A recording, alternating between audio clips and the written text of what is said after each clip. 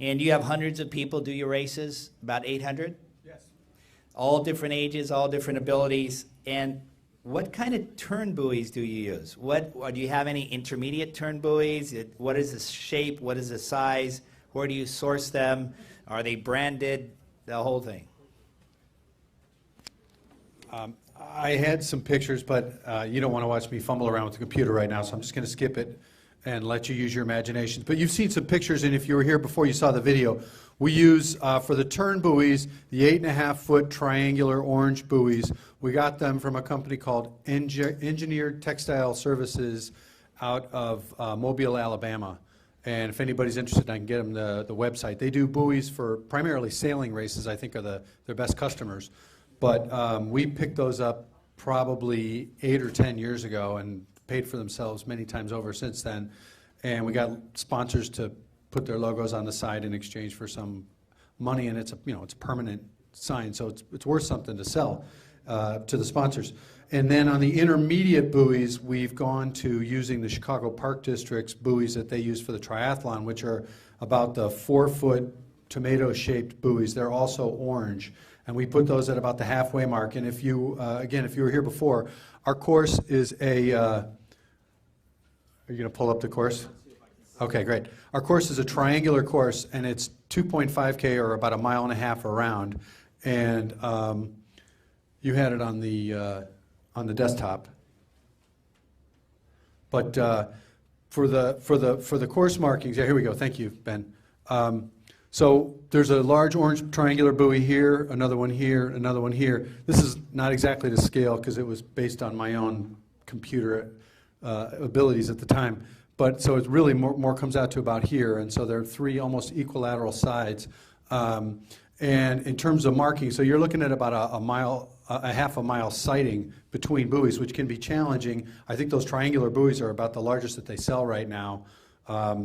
We've talked about putting balloons on top of them. That's possibly the next step, because this last year with the chop that we had, we did have people saying, well, we're having difficulty sighting. And some of that just comes with experience too. When you know our race a little bit better, you see the buildings that we have along the side of the course here, those work as landmarks for us. And if you're swimming along, you see that striped one that just flew by. That lines up perfectly with one of the buoys. So if you're swimming, you just look for that striped building, and I tell people that in their course talk. And then when you're coming back, it's very simple because you're swimming along Lakeshore Drive, so you've got that on your shoulder. So, you know, we were talking about this before, how do you mark your course or how do you protect your course? It's so idiosyncratic to the layout of your event. Every event is different, and the challenges and problems in terms of sighting, chop, current, wave action, fog, etc. It's all going to be different depending upon your venue. For us, we've got some nice landmarks to use for sighting purposes, so it helps us out a lot. By the way, the biggest buoys I've ever seen were 4-meter round buoys that they use in Rio de Janeiro, which are probably used for the 2016 Rio Olympics. Next question is to Karen Reeder. Karen, you run races way up high in the Rocky Mountains. You're at what, 6,000, 7,000 feet? 7,000. Is there anything that you need to be aware, or you need to make the athletes aware of, that may not be familiar with the high altitude when you're doing races? Yes, when people come up, the main thing that happens when you come up to altitude is your body tries to adjust and it throws off water to adjust to the altitude. So what we do tell people when they come up is to drink a lot of water, number one, and if it's a longer event, I only run a short event, but there's a 10K in Horsetooth, and they are constantly telling people to try and drink more in order to deal with the altitude a little bit. It's a little bit better than in the pool, I think, because when you get in open water, you don't have a clock there telling you you're going slow. You know, like when you get in the pool and you're doing a set, or maybe you're even racing a mile, and you can see that clock while you're swimming. Some people freak out because they're going a lot slower. So it's good in that we're out in open water, they can't really see their pace. So I think a lot of people just adjust and go out a little slower. But that's the one thing is hydrating. The other thing is I tell them don't go out fast. If you're going to make a mistake at high altitude, it's going out too fast. So be just a little, just go out, not just sprinting out. It may be a mistake because you might pay for it. You'll pay for it more on the back end than you will at sea level. So those are the two things I try and tell them. Are your races, by the way, in a lake, a river? What is the situation? Reservoir? The one I hosted in the past was in a lake, and then the one that Joe does up in Fort Collins is in Horsetooth Reservoir, and that's a reservoir. And our temperatures tend to be cooler, which is another problem. Hypothermia can be a problem. You don't get, most of them are not above 75. I'd say most of our bodies of water are between 60 and 75 degrees. So we don't get a lot of warm water.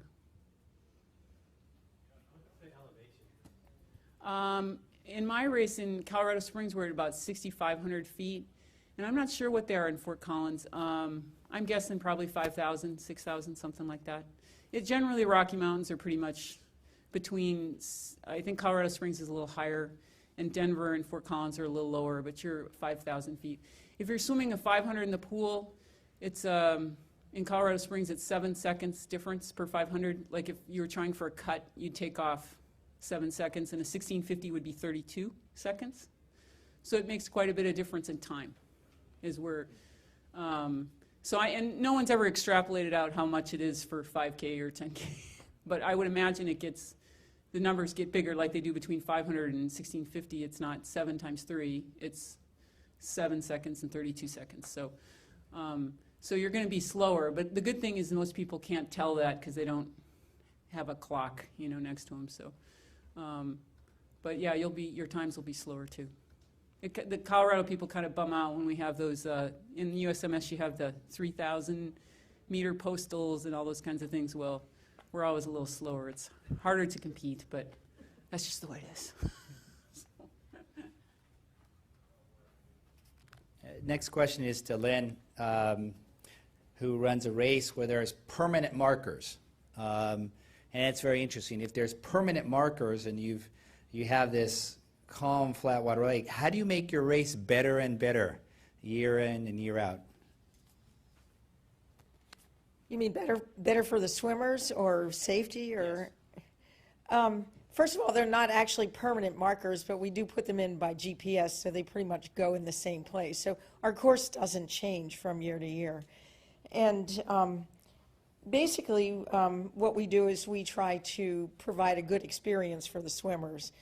And we've gradually, over time, added new things. First, we added a second race. We started as a 2-mile swim, then we added a 1-mile swim. And then we added, the day before that, we had a clinic with a 1-mile practice swim. And people are really interested in it. They love getting on the course the day before. And we had 239 people enter our clinic, and most of them were entered in the races the next day.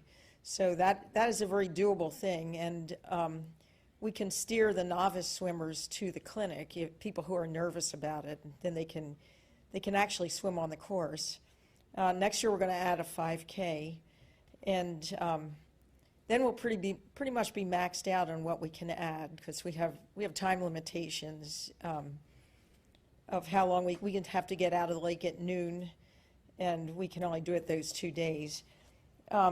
For safety, because I knew that these safety guidelines were coming along, I've shared them with my team and trying to raise the awareness.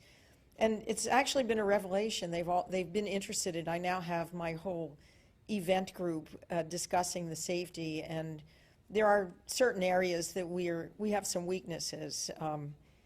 Like our evacuation plan needs work, and looking at the on-water capability of the people in our watercraft. We have plenty of people and plenty of watercraft, but if you asked me if we could really save somebody, I'd have to say I don't know. So, and I'm urging them to start working more with the fire department. The fire department does come to our swim in force with an ambulance, a on-water motor boat, and a fire engine. So we have lots of professional help there.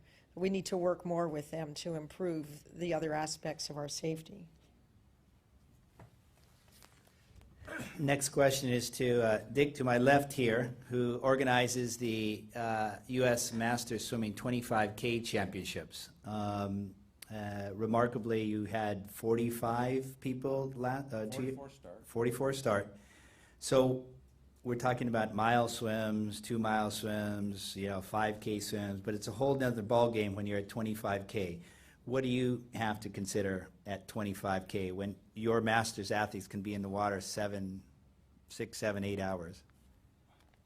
Yeah, you're right. It's really a daunting task, and I can't imagine doing the event myself. But a lot of people are interested in this distance, and I think this area of open water swimming is going to grow.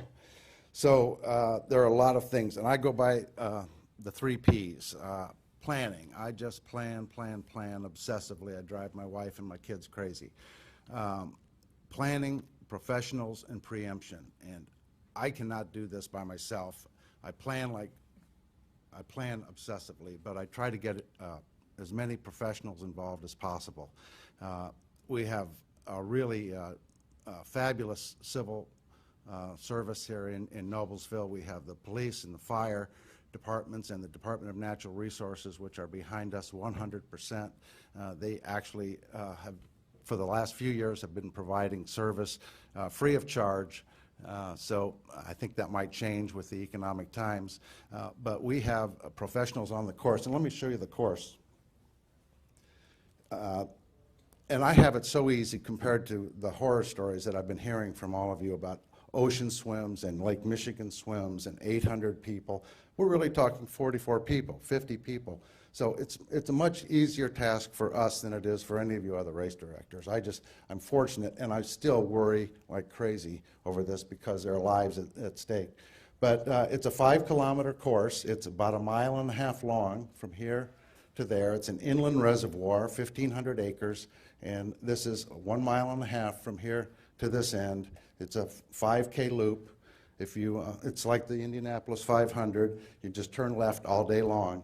So there's a little dog leg at this end. There's a nice beach where we start. We have pontoon boats all along the course, and lifeguards, 10 to 15 of them spread out along the course. So it's incredibly safe, and every swimmer has their own personal escort. Either they bring the paddler and a kayak with them. We provide kayaks, or we provide paddlers, and it's mandatory that they show up for a pre-race meeting the night before. We feed them, and this is all part of the preemption. I want to know who the swimmers are that are showing up for this, because they're not all world-class swimmers. There are a lot of people that just train 20, 30,000 yards a week in a pool, and no one knows who they are. But I want to know that they're doing the work, so everyone that enters the race has to submit a resume that tells me what races they've done, essentially a resume. And if they haven't done the races, I want to know that they've done 20,000, 30,000 yards a week for a long time. I want to be sure that they can complete the race. So preemption, making sure that we have only capable swimmers in the water for this distance. And then I want them to know what the course is all about. So the night before, we take all the swimmers out on pontoon boats and show them the entire course. We take them all around the course with a regular swimmer in this reservoir, like Jim Barber, Victoria Ryan, people that have done the English Channel but train in this lake. So they take them out on pontoon boats and show them the entire course, what the landmarks are, what they need to point towards. Hey, Dave. Yeah. What's the water situation? I mean, can you see your hand in the water? It depends what month it is. Okay. Is it a grass bottom lake or a sand bottom lake? It's a mud bottom lake. Yeah, it's a reservoir. It's an Indianapolis Water Company reservoir. And in June, and we moved the race to June this year because of water temperature problems. In July, we had a heat wave last year, as you all know. And we had, for our 10K in the same course, it was, some people said 87 degrees. I measured it, it was 84. 84 is still plenty warm, but most people didn't complain about the temperature. It was really pretty nice. And it's nothing compared to what you have in the ocean. It's not, there's no hypothermia, there's no waves, there's no tide, there's no chop to speak of. It's really a very safe environment. There's no lane lines, but you can get out at any point in the entire 5K loop. You can just swim 20, 30 yards to shore and get up on a dock. So safety is really, it's an issue, but it's not something we really have to worry about. Anyone can get out at any point. And then regarding preemption, pre-race hydration, we really force that upon swimmers. We just, on the night before the pre-race meeting, the pre-race dinner, we just hammer that home. That water temperature, if it's in the low 80s, for instance, they're going to get dehydrated pretty fast. In a 25K event, they're going to have serious issues if they don't start out well hydrated. And then the other big safety concern that I have, and I've heard very little about this at this conference. Maybe I missed the meeting earlier, but lightning is the issue we have in the Midwest. And preemption is what I'm really concerned about there. You know, if you are at a pool, the lifeguard sees lightning, hears thunder, all right, everybody get out. It's too late if you're in a 5K or 25K event. If you're seeing lightning or hearing thunder, it's too late, because it's far safer in the water than in an aluminum pontoon boat. So we don't really want to pull swimmers out of the water onto an aluminum pontoon boat when there's lightning going on, because it's safer in the water. Has anyone ever heard of a swimmer being struck by lightning in a body of water? No. I've asked everybody. No one's ever heard of it. It doesn't happen. You are safer. The water is a huge electric sink, all right? It's not going to hurt you. It's going to sting the water. But a pontoon boat is definitely not safe. So we don't want to get swimmers out of the water onto an aluminum pontoon boat. So we have the police and the fire staying alert to the weather situation, and we don't wait for lightning to show up. If there's a storm on the way, we're going to clear everybody out of the water. Thank you very much. This question is to David. Just like we've haven't touched much on lightning, we haven't also touched much on water quality. In metropolitan areas, in places where there's agriculture, if there's rain, there's often runoff, urban runoff, or pesticide runoff. In the state of California, where you're familiar, are there any state standards or any standards that open water race directors should be cognizant of in regards to water quality? Yeah, thank you. We actually hit upon this in our river safety area, so I'll kind of hit it briefly for those of you who weren't there, and for those of you who were, bear with me, please. So we kind of talked about the three things that we test for in California, and actually, before I even start there, in January of 2011, the California Department of Health came out with the draft guidelines for freshwater bathing. So if you want to go online and check that out, it's very informatively vague, so that should help everybody out.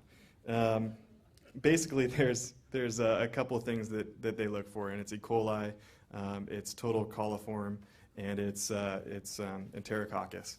And those three bacteria are indicators of worse bacteria or pathogenic bacteria. And again, I'm no environmental health expert, so if I get something wrong, please don't hold it against me. But that's what we look for in our swims. Actually, our Sonoma County, which is where I work as the aquatic specialist, we test the water weekly, and we test for those three bacteria levels. And ironically enough, we do the swims in the waters that we test, which is fantastic. We do get high levels, and we post signs that say, beware, the levels are high, but we don't close them. And as far as I can tell, in California, they don't close beaches. there's no specific number of bacteria in which they'll close a beach. It's all on the guidance of that health specialist that's taking the tests. So, for instance, we'll post if there's 10,000 over of 100 milliliter, 10,000 parts per 100 milliliters of coliform, 61 for enterococcus, and 235 for 100 milliliters of E. coli. Now, what does that mean to me? That a lot of stuff grew in the lab that night, and hopefully we get it in 24 hours. We've talked about that before too. The problem of we can get a test quick in 24 hours, which means that 24 hours ago we had something. So in our case, we'll get a hit. We'll get a call from, or I'll get a call from the environmental health, and they'll say, "You've got a problem. We got to post." And I go, "Okay, stay open for another half an hour. I'm running down another sample." So we'll shoot another sample down there, and then we'll get another hit on Friday, and they say, "Okay, take down the posting because you're clear." So, within 24 hours we had it, and then when we took it, we didn't have it, and maybe we got it again, or maybe we don't. I don't know. So, there are standards. The closures due to sewage, we've heard a lot about that. I did some of my lifeguarding career in Santa Barbara, and I can tell you firsthand that you don't want to be surfing after a big rain. The sewage systems there are just not, they're not capable of the amount of people that are there now, as well as just the runoff from the streets. Living in agricultural country up here up north now, the vineyards, we've seen it. I'm not blaming the vineyards by any reason, but we have seen an increase in swimmer's itch cases, in cyanobacteria, which is blue-green algae blooms. And I don't know if that's because of the runoff or if it's because of other factors. There's a lot of people swimming down. There's a lot more information that we can actually see, and we know what we're looking for. So the big one for us is blue-green algae, which releases a toxin, and we have to look for that before our swims. And the way to identify that is you see a bloom, and then you call the state region board. So there's a bunch of different, as we all know, in government, there's a bunch of different boards that handle different things. So that's the State Water Quality Board, and they've got one or two people because of budget cuts in all of Northern California. And so we try and get them down there, or shoot them a picture, and they can say, maybe you should post that, maybe you shouldn't. So I guess I'm being kind of vague and ambiguous, which I am a government employee too, so. I guess. Can you test for swimmer's itch? You cannot, no. No. Can you repeat your question? Yeah. Well, okay, because I'm going to talk about this if you don't mind for a second. Sure. In Colorado Springs, where I hold my race, a couple years we started having a problem with swimmer's itch, and it's basically a cycle, I think, of snails and ducks and poop and whatever. Okay, so I happen to be very personally susceptible to it myself. I don't know why, but there's no test for it, and that maybe there's something we could do as an organization. I don't know, to ask them to develop a test. Because now I moved my swim up to Fort Collins because I didn't want to hold it there.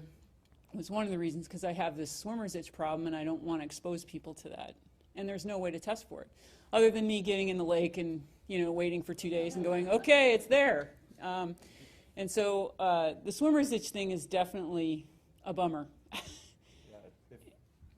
Yeah, we have it too, and we actually had a lagoon in our area that we now chlorinate because of it, and that's one of the only things you can do, chlorinate, and hopefully the river right now is flushing it all out. And yeah, it is a secondary. It sits in ducks, goes into snails. Anywhere you've got weeds, you've got ropes, you've got anything that a snail can attach to, you may or may not have swimmer's itch.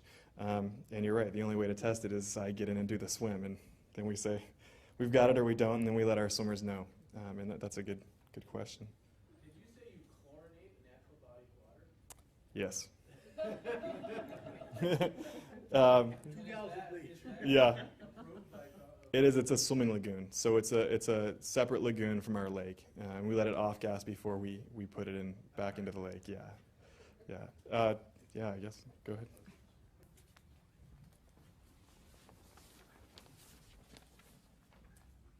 My understanding with swimmer's itch is it's not a long-term health problem anyway. It's an annoyance more than anything.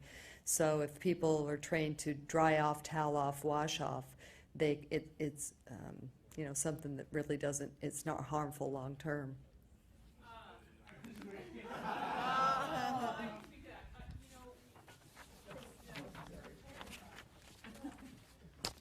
It depends on, here's what I've found out about it. And they say if you haven't been exposed to it before, that the first time you get a reaction, it's not that bad. But once you get more and more exposure to it, your reactions get worse and worse and worse. So if somebody's been training in the lake and had a couple exposures, then they're going to have a lot more trouble. The other thing is the time that you spend in the lake, you're going to have a worse reaction as well. So the one year we held a 9K, that was the year of the first trials for the Olympic trials. We held a 9K in my lake, and that was the first year, and everybody got it. And the people that did the 9K got it really bad. And they went and showered, and Lisa Hazen, I don't think she's in here, she came out, she goes, I'm itching everywhere, I just showered. I said, go shower again, you know. But that was the first time, so it can be really bad. It can be, depending on the person, their allergic reaction, they can be in a lot of pain. And it's no long-term effect, but if you're a race organizer, it'll kill your swim. I mean, you know, people aren't going to come back because it's going to be, it's itchy, and it could be a week, and it could be pretty uncomfortable. So you can't have a race, I don't think, long term unless you get a handle on it. Doesn't the body of water have to be a certain temperature for that parasite to go ahead and live, though? So it's usually above 70, 72 degrees. So if you have your swims earlier in the season. Yes, I've heard that, but I don't know that for sure. But yeah, supposedly it's better with higher water temperature. Do you know that question? Answer that question? Yeah, I think you're exactly right, and low flow too. So that's exactly right. So in our Russian River swim, we're doing it almost a month earlier. So we're hitting the dam and then doing the swim, and hopefully they won't have time to actually go through that process. But yeah, it depends how allergic you are. It can be terrible. And then just real quick, one more thing I want to talk about, regarding invasives, and this kind of has to do with water. It does have to do with water quality. The quagga zebra mussels. As we get more into races, and I know Pacific Masters, we've got our trailer that we've got all our buoys in, and we've got our ropes and everything. Southern California, I think, has zebra mussels now. If you don't know what those are, they're highly invasive mussel that'll clog pipes, that'll really ruin your whole recreation, ruin boats, ruin motors. And I know if you're from the East Coast, you could probably lecture this to me for a long time. But I think we really need to keep an eye on that too, and make sure we're not part of the problem in letting those invasives go from lake to lake and swim to swim. And I don't know how we do that except by drying out our equipment and following Department of Health guidelines. But it's just really, I just wanted to bring that up, and it's something to think about. So. Can I talk about that? Oh, yeah. Actually, the Great Lakes were exposed to zebra mussels about 10 years ago, and they came in through the barges that come up the St. Lawrence River, and they're all over. And I think perhaps because of the freeze and thaw phenomenon that we have, they're not quite as bad year-round, and I think they're a much bigger issue for water quality people, you know, with the intake valves and things like that, as well as the shipping industry. But a bizarre phenomenon is that the zebra mussels, they filter the water, so the water's clearer now in Lake Michigan than it's ever been in anyone's current lifetimes.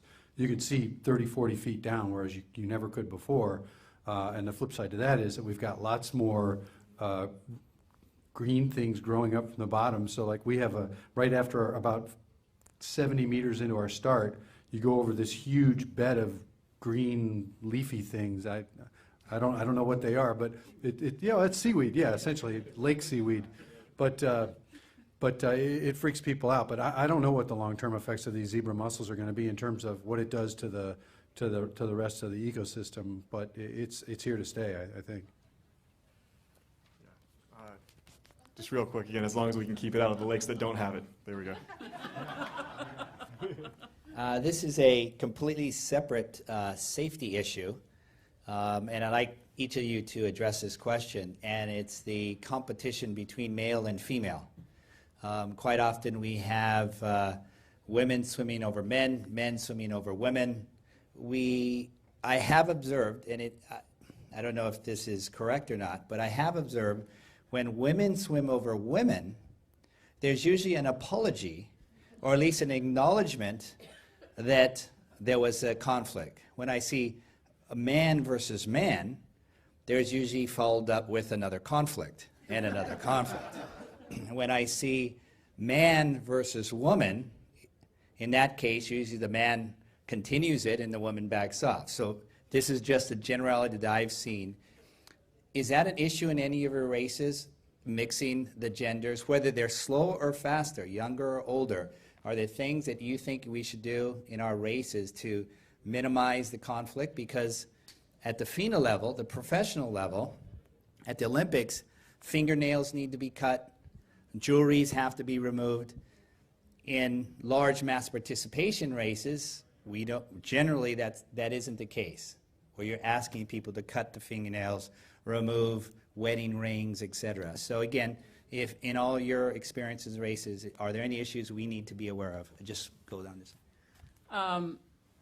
The way I dealt with this, I'd heard before we had the national championship 6K last year for USMS, and I'd heard there were some problems with the starts and some shenanigans going on, so I just made really small waves, is what I did. I had 88 people, and I split it up into 3 waves, and the ref said, if I see anything, you know, I'm going to call it, and my ref got up, and but I got complaints about that because people wanted to swim all in one wave, so there were complaints that I got from that. So you know, if I was going to have the race again, which I'm not, if I was going to do the race over and over, I'd probably send out a letter to everybody and say, okay, we're going to break it into waves. How do you want it done? Do you want it done by speed? Do you want it done by gender?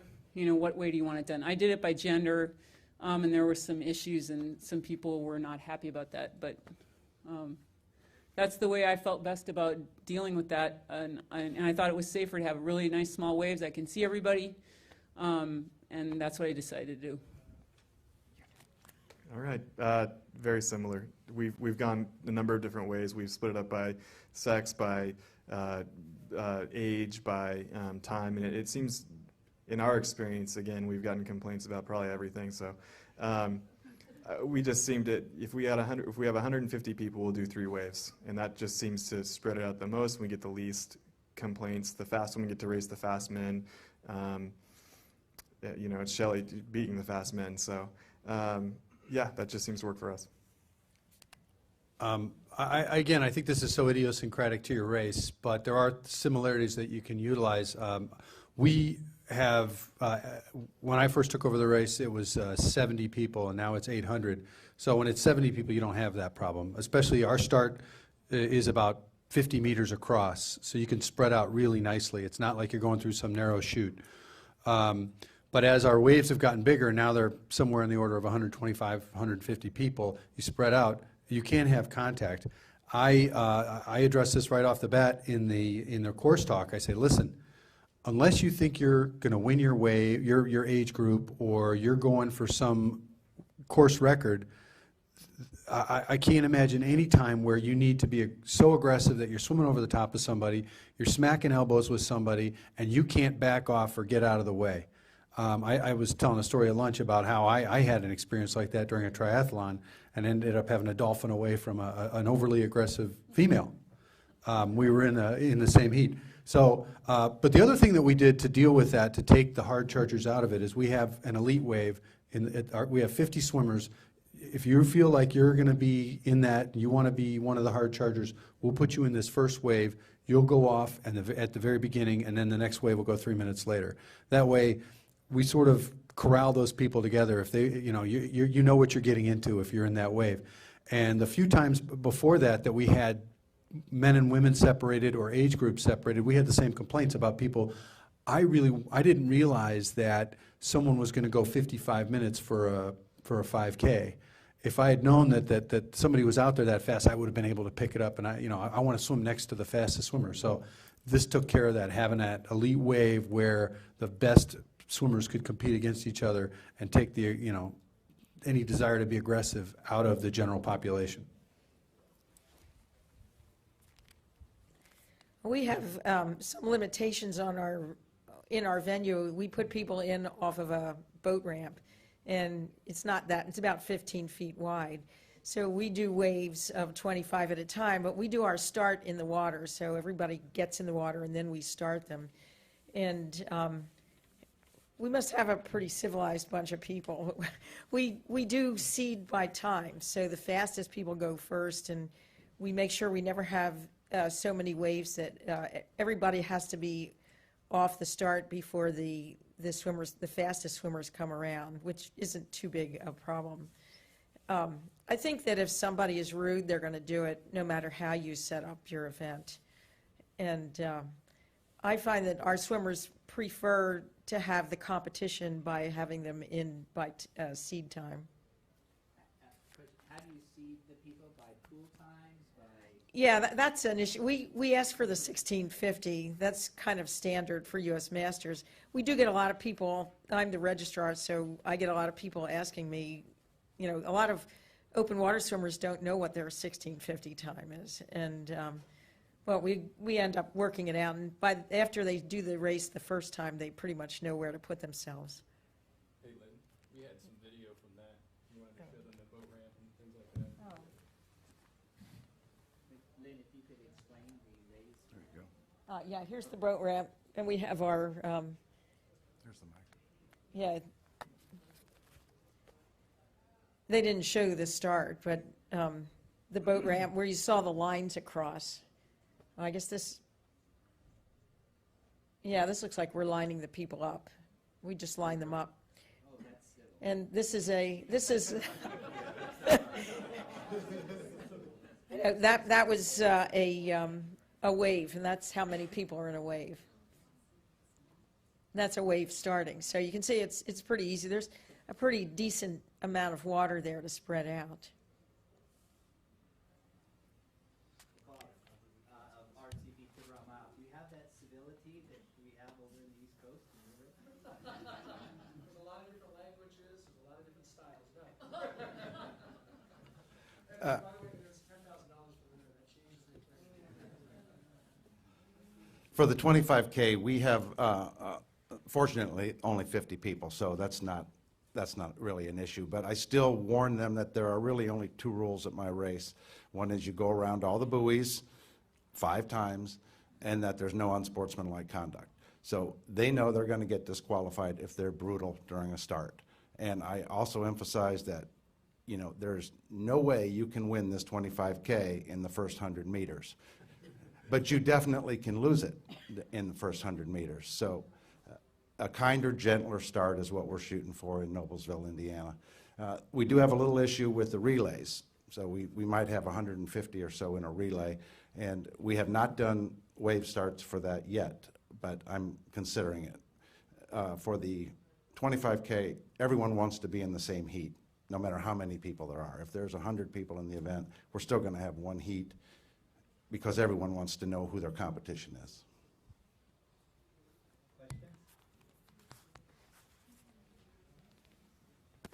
Questions?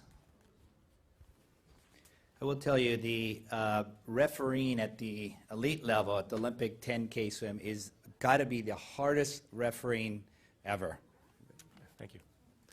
Hi, I have a question regarding the resume. You mentioned the resume, and I can see that for a 25K.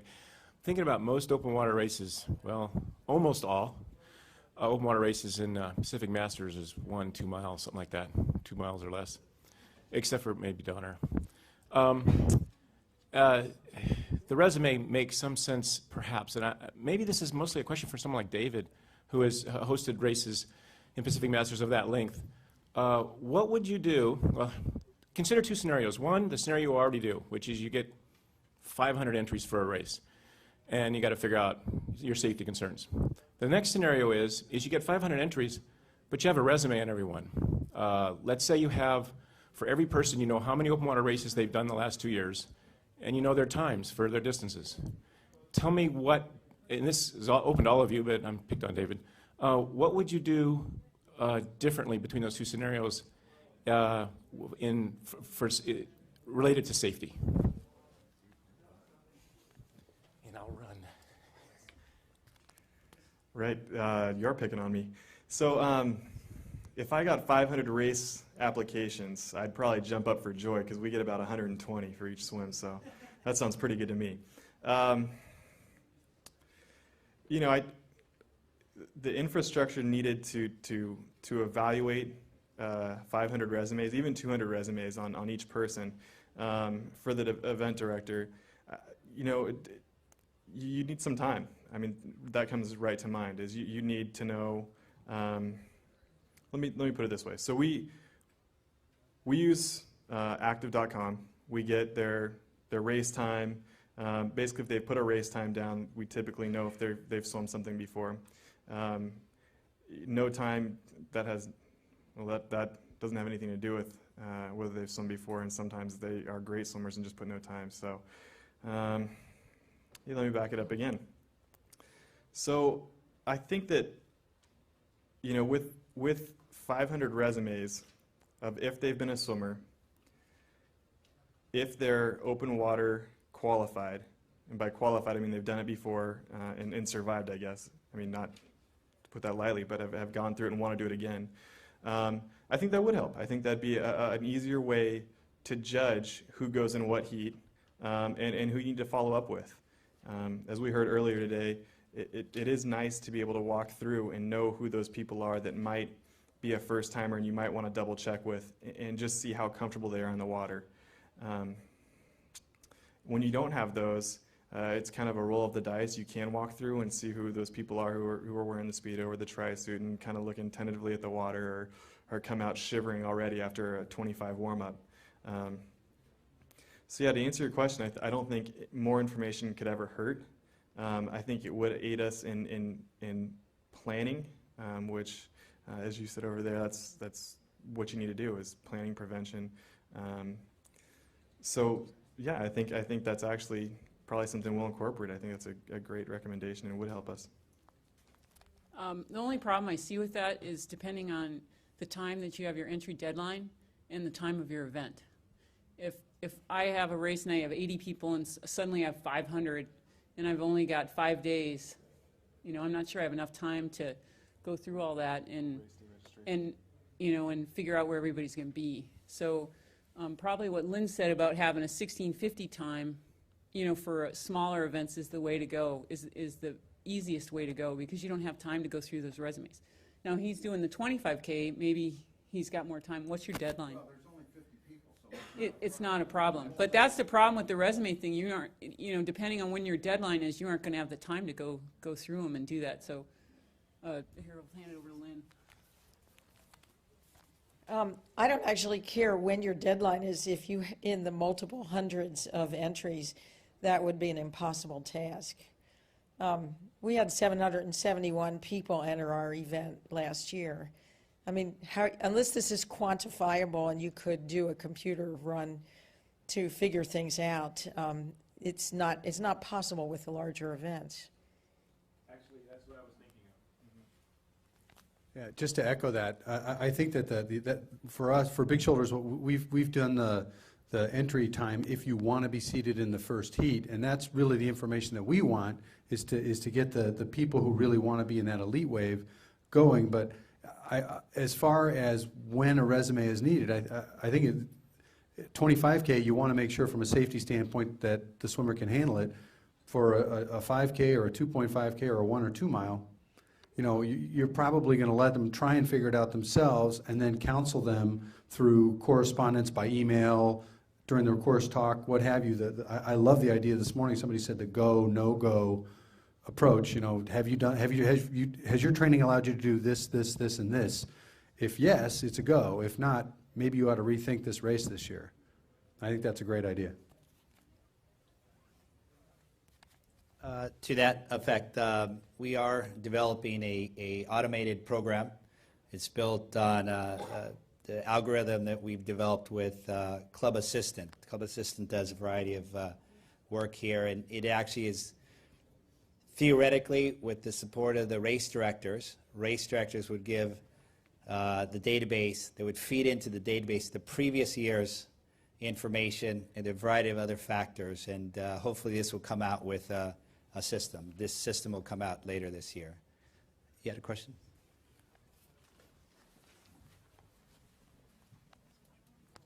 This question is for anyone on the panel. What do you do specifically for pre-race warm-ups, safety-wise? Do you provide anything special or different? Like Dick said, the night before, swimmers are going to show up. Some of them are going to want to get in and swim a little bit, whether it's half the course, part of the course, or even before the race starts. Do you do anything specifically safety-wise for those swimmers? That's for anybody. So,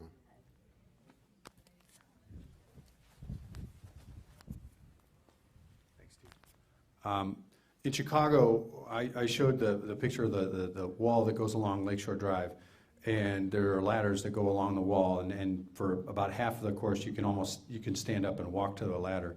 So in terms of warm-ups, what we tell people is, if you want to go and check out the course ahead of time, swim along the wall at Lakeshore Drive, and there'll be a group that'll meet there at 5 o'clock on Friday afternoon, and then we'll have a dinner somewhere as like a pre-race sort of carbo load thing. And then on the morning of the race, it's the same thing. If you want to swim on the course, you have to stay along that wall back and forth. We don't want people out where they're laying out the course, and we have to worry about people swimming around with the lifeguarding crew getting set up. But we have a specific area that's designated, and it's easier to police those people in that smaller area as well. We just do something very similar. If you want to get in and warm up during registration, that's when you can warm up. Registration start to registration close. We have lifeguards on duty, so we have lifeguards patrolling the course. We just keep them there. This is actually the reason we have a clinic the day before, although it has taken on a life of its own, because people were getting in the water, and it's a privately owned lake, and the lake owners didn't want people coming in a week or two ahead of time. So, and we haven't had any problem with that since we started the clinic about 7 years ago.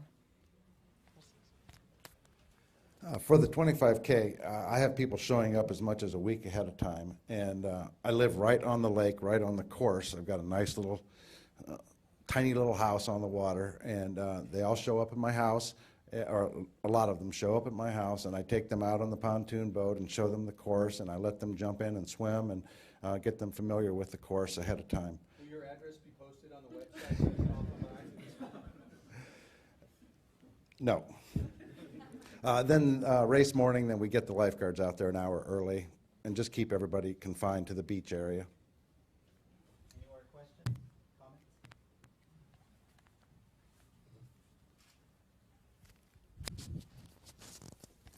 We heard a lot this morning from the professional lifeguards, but primarily they're coming from California, where you have city lifeguards or county lifeguards in an established beach area where there's bathing at the beach.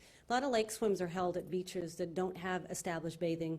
What do you use for resources for life saving if you don't have those lifeguards?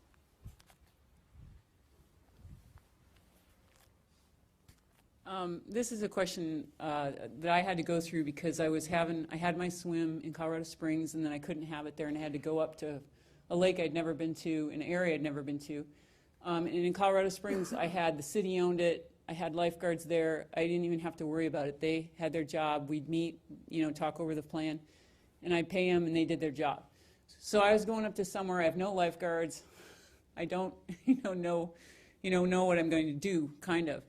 So what I did was I went to Boulder Reservoir, which is in another part of the state, and I found some lifeguards, through the USMS Colorado people. I found some lifeguards that guarded on the lake in Boulder Reservoir. And so I made those two lifeguards my head safety guards for that event, and I said, okay, tell me what we need to do and how we need to, handle this course and what I need to have. And one of the interesting things was I came back and I said, here's how many guards I think we need to have, and they came back and said, oh no, that's not going to work. We need to have more than that. And I said, well, why? And he said, when this guy goes in to make a rescue, who's covering his area? I'm like, oh, well, I really didn't have an answer for that question. So his point was that you kind of have to have some overlap on your areas. So, for example, the way we worked it out was that there was a whistle. They would blow a whistle and go do the rescue, and then wherever that rescue was, the other people would slide to cover his area. So that's how I started out. I got professional guards, and then I asked them to see who they could find that were, professional guards that they could get. So they came back with a list. And then after that, I went after swimming teams and got guards that were swimmers. And I don't know, for the people that live in lake area, or some of the people that have lifeguards now, who's the organization that does lifeguarding? Or Red Cross. Some of the people that are Red Cross lifeguards, they can barely swim. And so that, that was really my concern. I got to have somebody out there, not that only can swim, but then can actually rescue people. So that's what I did. I went to try and find some professionals to help me. And then to fill in the rest of my group, I tried to find swimmers. So at least I know they have the, they can swim, because I thought that was important. Oh, no, now there's more questions. Okay, here and here.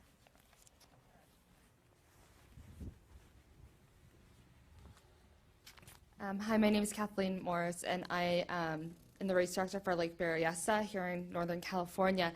And one thing that we found out this year that we're definitely going to be encompassing with our race, and I want to share this with, because this is the lake swim group, I would imagine, is find out who has oversight over that lake. Because whoever has oversight on the lake, they probably have resources. And one thing that we found out this year that we're implementing, it's kind of a combo with volunteers and professionals, is we're utilizing the U.S. Coast Guard, and it's free of cost. And we have an MOU signed with them, and they are bringing in the jet skis with the thing in the back. I don't know the terminology very well. They're bringing in their power boats. They're bringing in a communication central command system. All we have to do is make sure that our radios are compatible. So we're getting, I guess, marine-based. I don't know. So anyway, so we're being guided by them. So it's going to be a combination of the U.S. Coast Guards with our key volunteers in the water as well as on the land. So I would just encourage anybody to find out what's available in your area, because there's got to be some type of professional organization that can assist you. This will be the last comment or question of the session. We were talking earlier just about qualifying athletes, and we explained in the Tiburon Mile that we have a process. We ask people that are 13 years of age or younger, we talk to their coaches, and we get a resume from them. Furthermore, if I have any suspicion or I have any consternation whatsoever, we had this happen because we had a contingency come from Special Olympics in Ireland, and they brought 54 people out here, and a number of Special Olympic athletes had Down syndrome, but they were qualified on paper. So what I asked them to do, and I've done this with all different types of athletes, is to have them come out to Aquatic Park the day before, and I do a qualification there. So I've got it in writing, I've talked to their coaches, and then I actually see it, and then I can make a qualification, say either they made it or not. So sometimes having some kind of test swim the day before, some qualification process, could be really beneficial to set you up for the next day. Bob, related to the burden, you don't have to review everybody. A lot of people are repeats, right? Yes. The question was, a lot of the athletes that come and do the Tiburon Mile each year are repeats, and that's true. But there are some, and mainly younger kids that fall into this category. I see it, I talk to the coach, it still doesn't quite make sense. So if they're adamant enough and they really want to do the race, I always want to give everyone an opportunity to participate. So if they believe in it enough, I want to give them that chance, so I let them come out and do it. But you're right, most of the athletes that come out are repeat swimmers each and every year. We don't have to review everyone. But it's all it is one more layer of qualification along the way. It's never going to be perfect. You're going to have people that do the race. We joked earlier about the guy dressing as a girl because we banned him from the race, so he dressed up in some other way to do it. But you do the best